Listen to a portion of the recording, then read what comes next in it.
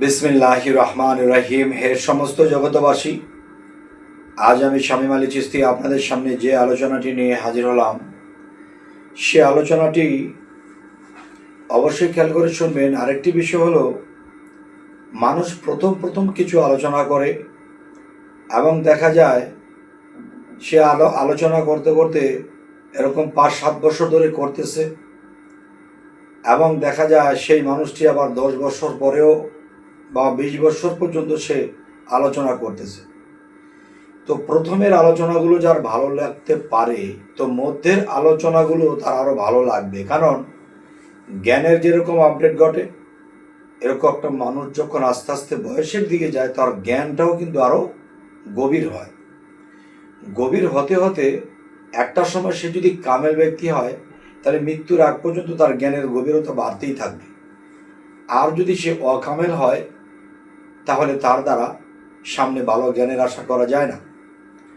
তবে আমি প্রচুর ভিডিওতে একটি কথা বলেছি, বিরক্ত হবেন না, যে কোরআন অনুসারে নবী রাসূল দিকে লক্ষ্য করলে, ওলিয়া আউলিয়ার দিকে লক্ষ্য করলে আমরা এটাই বুঝি, এটাই পাই যে অবশ্যই আমাদের একজন কামেল মুর্শিদের কাছে যেতে হবে। সেই কামেল মুর্শিদকে মানলে আল্লাহ খুশি হবে। এবং দেখা যায় এটিও বলেছেন, যারা আমার মুর্শিদকে ধরলো না, বুঝলো না, মানলো না, তারা একমাত্র পথভ্রষ্ট। তাহলে হে সমস্ত জগতবাসী, পথভ্রষ্টই যদি হতে হয়, এত বড় আলেম হয়ে আমার কি আর হবে জয়? আমার দিন দিন হচ্ছে ক্ষয়। আর এই ক্ষয়টি কিভাবে, সেটাই আমি বলবো নির্ভয়। যেমন মনে করেন, একজন মানুষ কোরআন পড়তে বিভিন্ন ব্যাখ্যা করতে করতে পেরেশান হয়ে গেছে। আল্লাহর রূপের কথা শুনেছে, মানব দেহে নিজের পরিচয়ের কথা শুনেছে, সেই কালেমার খবর বলা হয়েছে, যে কালেমা জাতেও আছে, সিফতেও আছে। এবং আমরা যদি সিফতি দেহ নিয়ে পৃথিবীতে এসে থাকি, তাহলে আমার দেহের মধ্যে সেই কালেমা এবং বিসমিল্লাহ, এবং দেখা যায় এর পাশাপাশি আল্লাহ আমাকে সৃষ্টি করেছে, তার প্রমাণস্বরূপ কিন্তু দেখা যায় এখানে এই দেহ কোরআনে বা দেহ কিতাবটির মধ্যে দেখব এবং পাঠ করব।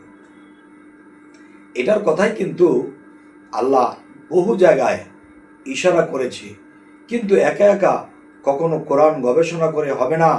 আর সঠিক এবং সত্য গবেষণা বা কোরআনকে নিয়ে রিসার্চ করতে হলে সেই ব্যক্তি যদি নিজে নিজে মিলাতে থাকে, তাহলে এখানে অনেক ভুল থাকবে। আর যদি কোনো ব্যক্তি মুর্শিদের দেওয়া সাধনা করতে করতে প্রেম ভক্তি সাধনা, প্রেমে ফানাফিল্লার দেশে গিয়ে একটা সময় দেখা যায় সেই ব্যক্তিটা নিজের মধ্যে এলমে লাদুনি জারি করেছে। এলমে লাদুনি যখন জারি করেছে, তখন কি হলো? তখন দেখা যায় কি, আস্তে আস্তে এই ব্যক্তিটা একটা সময় আল্লাহর সাথে কানেক্টের মাধ্যমে আল্লাহর কাছে আপসে আপ জানতে পায় যে হে আল্লাহ, এই আয়াতে কি বলা হয়েছে, ওই আয়াতে কি বলা হয়েছে। তখন আল্লাহ কিন্তু তাকে ইশারা ইঙ্গিত দেয় বা কখনো সরাসরি বলে দিচ্ছে যে এই আয়াতে আমি এই কথা বলেছি। তবে এমনই কথা, সেটা সে আয়াতের কথা তিনি জেনেছে, কিন্তু সকলকে বলার মতো নয়। এমন গভীর আর এমন কিছু বিষয় লুকিয়ে আছে যে আল্লাহ কিন্তু এটাও বলেছে, আমার গোপন বেদ যেখানে সেখানে প্রকাশ করিও না। কেননা আমি গুপ্ত, আমি প্রকাশ, প্রকাশের জায়গায় আমি প্রকাশ, গোপনের জায়গায় আমি গোপন। সব জায়গায় যদি করি ওপেন, তাহলে কিন্তু আমাদের কুল দিক থাকবে না। তাই আমি এই কথাটি বলতে চাইব যে অনেক জায়গায় কাপড় ধরে মুরিদ হয়েছে, বা একটা স্টেজের মধ্যে একজন পীর সাহেব তার বড় পাগড়িটা বা কাপড়টা মেলে মেরেছে, সেটার মধ্যে ধরেছে, ধরার পরে কালেমা পাঠ করেছে।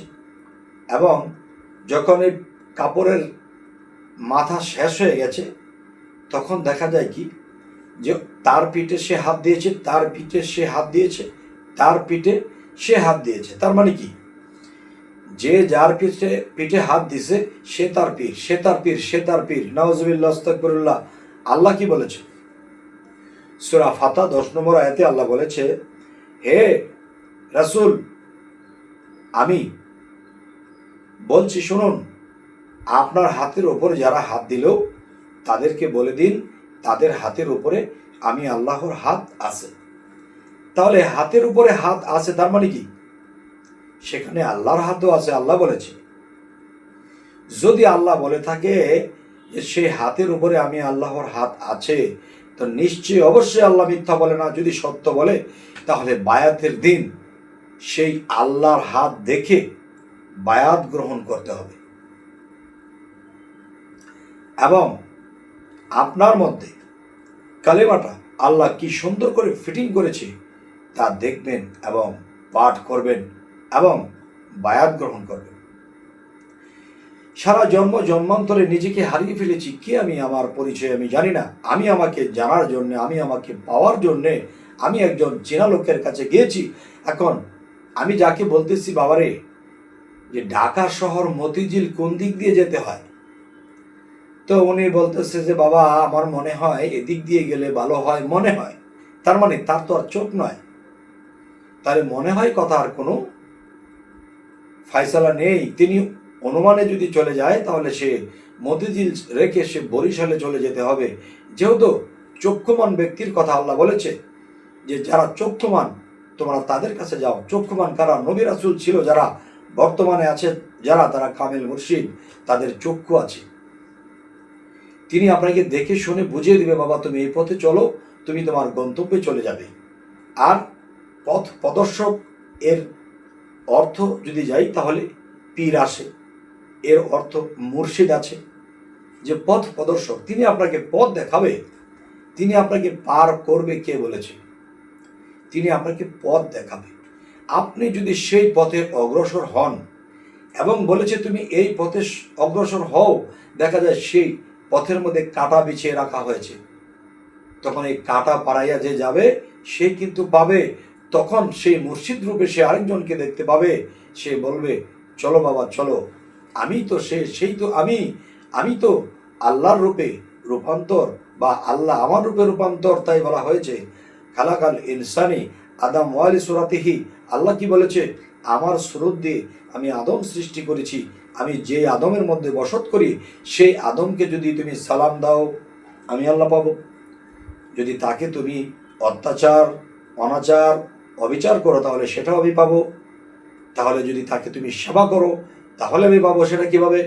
আল্লাহ বলেছে যে নিজেকে পবিত্র করলো সেই সফল কাম, এবং সেই সফল কাম যিনি নিজেকে পবিত্র করেছে সেই ব্যক্তি কিন্তু তার কালবে গিয়ে বসে আপনার কাছ থেকে সেই সেজদা নিয়ে যাবে। সুবহানাল্লাহ। তাহলে আল্লাহ কি বলেছে? আমি মুমিনের কালবে বাস করি। তো যার কালবে আল্লাহ আছে তার দিকে ফিরে সেজদা দিয়ে যদি বলি আল্লাহু আকবার, আমি তো সেই ব্যক্তিকে বলিনি, আল্লাহকে বলেছি। আল্লাহ তার কালবে বসা, তখন সেই সেজদাটাই আল্লাহ পাইল। আর যদি বলতাম পীর হকবার, মানুষ হকবার, তাহলে কিন্তু আমার অপরাধ হতো, শিরকি হতো। যাই হোক, এর সমস্ত জগতবাসী যে এই পৃথিবীর বুকে যারা বায়াত গ্রহণ করবেন, চারটা জিনিস অবশ্যই পেতে হবে। এক, আপনার নিজের পরিচয় কোথায় ফিটিং করা আছে দেখবেন। দুই, আপনাকে যে আল্লাহ সৃষ্টি করছে তার প্রমাণ এই মানব কোরআনে দেওয়া আছে, আপনাকে সৃষ্টি করছে সেই প্রমাণ।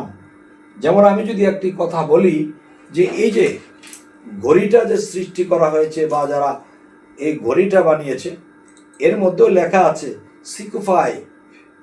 তাহলে আল্লাহ যে আপনাকে আমাকে বানিয়েছে, তাহলে আল্লাহ কিন্তু ভবের বাজারে ছেড়ে দিয়েছে, আল্লাহর কোম্পানির সিল ছাপ্পর মেরেই ছেড়েছে। সেই সিলটা দেখতে হবে, আর সেই সিলটা আমাকে আমার মুর্শিদ দেখাবে এবং বায়াত গ্রহণ করাবে। সেই দিন শয়তান নামের যেই মুকরুমকে আমরা বলি, তিনি কিন্তু আমাকে আটকিয়ে দেবে, তোমাকে আমি বানিয়েছি না, আল্লাহ আমাকে বানিয়েছে। যদি তোমাকে আল্লাহ বানিয়ে থাকে তার প্রমাণ কি? তখন সেই প্রমাণ আপনার মুর্শিদ বায়াতের দিন আপনাকে দেখায় দেয়নি, যার ফলে আপনি ধরা খেয়ে যাবেন। এ হলো দুইটি, কালেমা একটি, নিজ পরিচয় একটি, আল্লাহ যে আপনাকে আমাকে সৃষ্টি করেছে এ হলো তিনটি। আরও একটি কি? আরও একটি হলো আপনার মধ্যে আল্লাহর তরফ থেকে খবর পাওয়ার যে বিষয়টা, যাকে এলমে লাদুনি বলা হয়, এই এলমে লাদুনি আল্লাহর কাছ থেকে পেতে হলে আপনার জীবনে কি কি করতে হবে তা তিনি দিয়ে দেবেন। তখন আপনি আল্লাহর তরফ থেকে খবর পেয়ে চলবেন। কোরআনের আয়াত যদি আপনি না বোঝেন, আল্লাহর কাছ থেকে আপনি সরাসরি নিয়ে নেবেন। আল্লাহ কিন্তু সেই পথ রেখেছে। যাই হোক, এর সমস্ত জগতবাসী, আজকে যে আলোচনাটি আপনাদের সামনে করলাম, এই আলাপগুলো করার দরকার বেশি, কেননা মানুষ যেখানে ভালো লাগে সেখানে চলে যায় বায়াত হতে। কিন্তু আমি বলবো, এমন এক জায়গাতে যাবেন যেখানে এই চারটা জিনিস পাবেন। এই চারটা জিনিস না পাওয়া পর্যন্ত আপনি পূর্ণ নয়, অপূর্ণ। তাহলে আল্লাহ বলেছে, আমি তোমাদেরকে সৃষ্টি করার পরে আমি আলমে আরওয়ার মধ্যে রেখেছিলাম, সেখান থেকে আমি তোমাদেরকে দুনিয়াতে পাঠিয়েছি আর বলেছি যে আমি তোমাদেরকে পরীক্ষা করার জন্য জন্ম এবং মৃত্যু সৃষ্টি করেছি। তোমরা দুনিয়ার মাঠে গিয়ে তোমরা সেই পরীক্ষা পাশ করে তোমরা আমার কাছে আসবে। হে সমস্ত জগতবাসী, আপনারা বিরক্তি বোধ করবেন না। যে কথাগুলো বলেছি এগুলো আমার কথা নয়, কোরআনের কথা। পৃথিবীর সমস্ত মানুষ এক কথা বলবে আর কোরআন এক কথা বলবে, তবে সেই হাজার হাজার লক্ষ লক্ষ মানুষের চেয়ে কোরআনের কথা দামি হবে, যেহেতু এখানে আল্লাহর বাণী। তাই আমি বলবো, পৃথিবীতে যারা আছেন, যারা বায়াত গ্রহণ করবেন, যেখানে বায়াত হবেন, এই চারটা জিনিস পেয়ে বায়াত গ্রহণ করবেন। দেখেন, পৃথিবীতে টাকা পয়সার দিক দিয়ে লস খেয়েছেন, আপনি একটা জিনিস চেয়েছেন পাননি, হয়তো কোনো দিন পাবেন, কিন্তু মুর্শিদ ধরে যদি ঠকে যান তাহলে কিন্তু এই জীবন ইহকাল পরকাল সর্বকালই শেষ।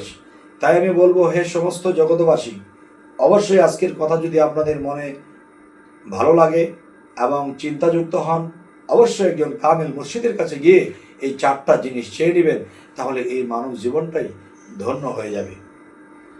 তো আজকে এই পর্যন্তই। যারা নতুন আছেন অবশ্যই সাবস্ক্রাইব করে নেবেন। সকলে ভালো থাকবেন। আল্লাহ হাফিজ।